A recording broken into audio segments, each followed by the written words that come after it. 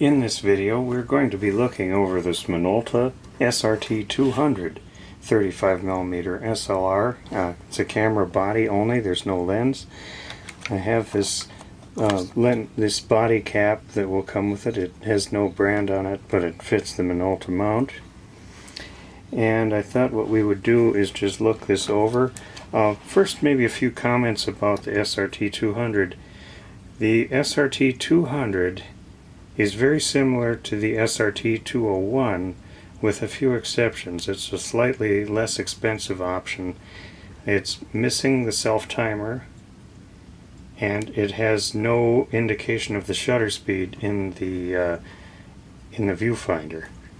Other than that, I think they are just about the same. So let's go through the shutter speeds on this. This one goes all the way up to 1/1000th,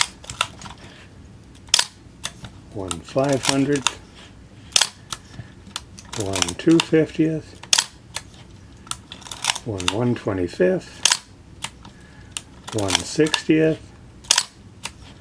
1/30th, 1/15th, 1/8th, 1/4th, 1/2, and 1 full second, and the bulb setting, where the mirror stays up, the shutter stays open as long as I hold it down. We can see right through to the pressure plate there and there. So we know that all works, and it sounded good to me on all the different settings. The SRT 200 uses a battery, and there's no battery in here. I'll just show that the battery compartment is clean.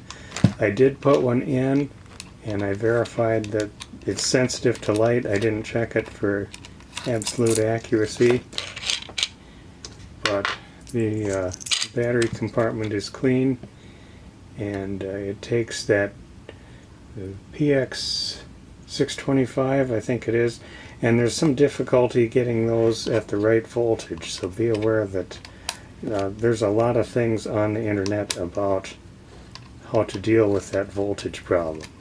But the battery compartment is empty, and let's continue to look at this. The aperture follower ring is nice and smooth, and it's sprung over well. If we open up the back, we do that by pulling up on the rewind crank. The back pops open, and we can see inside the back film transport works and the shutter works. If we look across here to the other side on the back, feel a little bit of residue along the door edges. Not surprisingly, this camera is probably on the order of 40 years old. I know my grandpa had one of these back in about 1980, and we had the SRT 201 in 1979, so I know this camera well, generally. It's got a nice metal rewind crank, has a hot shoe, and doesn't seem to have a lot of scuffs on the bottom. Some, but not a lot around the tripod socket.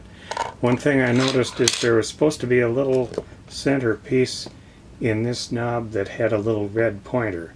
Now there are only 3 positions. There's battery check, so if you're over there as far as it'll go, you're on battery check. If you're in the middle, you're on off, and if you're to the right, you're on. So even without that little pointer, it's not too difficult to know where you are. But beware that little thing is gone. And put the body cap back on. Well, I should run the just to see how the stop-down preview, it does actually move that over. And I verified that a lens mounts to this and works just fine.